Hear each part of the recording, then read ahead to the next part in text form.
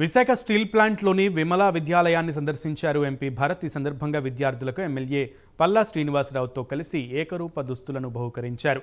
30 ఏళ్లుగా ఈ స్కూలు ఎంతో మంది భవిష్యత్తును తీర్చిదిద్దిందని పల్లా శ్రీనివాసరావు అన్నారు. ఈ స్కూలు రాష్ట్ర ప్రభుత్వం తరపున నడిపించే విధంగా మంత్రి లోకేష్ను కోరతామని చెప్పారు.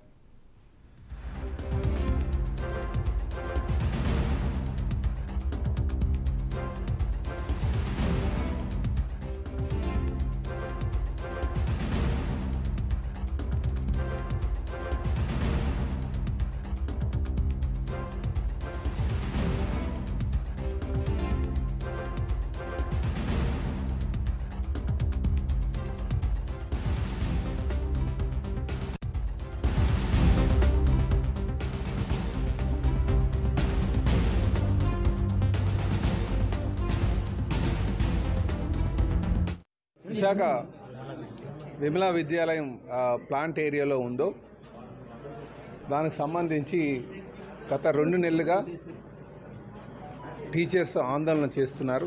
అలాగే వాళ్ళు ఆందోళన కూడా చెందుతున్నారు. కారణం ఏంటంటే గత 30 సంవత్సరాలుగా ఈ స్కూల్లో పనిచేస్తున్నారు. వారు సడన్గా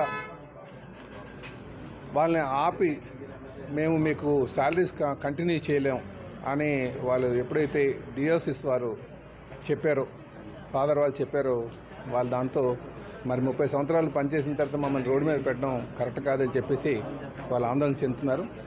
దీనికి ప్రధానమైన కారణం ఏంటంటే ఎప్పటి నుంచో ప్లాంట్ నుంచి ఏడు వచ్చేది.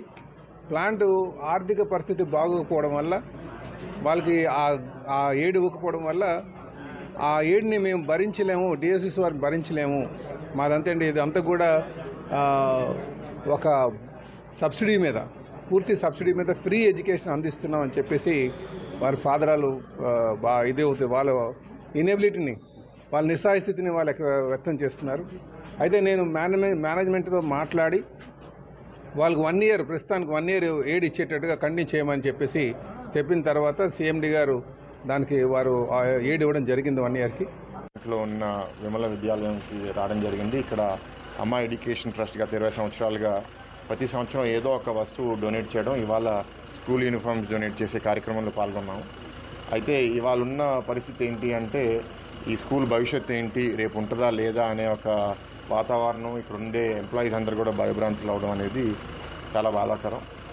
స్టీల్ ప్లాంట్ నష్టాల్లో ఉండడం వల్ల మేము ఆర్థికంగా దీన్ని ఇంకా సపోర్ట్ చేయలేము అని చెప్పడం, ఈ స్కూల్కి ఏమవుతుందని ఈ సొసైటీలో ఉన్న వాళ్ళందరూ బాధపడుతున్నారు. ఎందుకంటే ఎన్నో ఏళ్ళ నుంచి ఇక్కడ ఉంది కాబట్టి, 40 సంవత్సరాల నుంచి ఉంది కాబట్టి.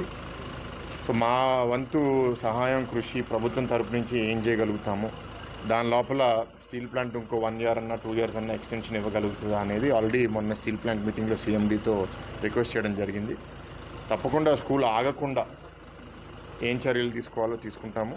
అండ్ ఇది ఇంకా మరింత అభివృద్ధి అయ్యేటట్టు ఆలోచిస్తాం. ఎందుకంటే చాలా లో ఇన్కమ్, బిలో పావర్టీ లైన్ ఉన్న కుటుంబ సభ్యులకి ఇక్కడ చదువు ప్రొవైడ్ చేస్తున్నారు కాబట్టి ఇలాంటి స్కూల్ సమాజానికి చాలా అవసరం.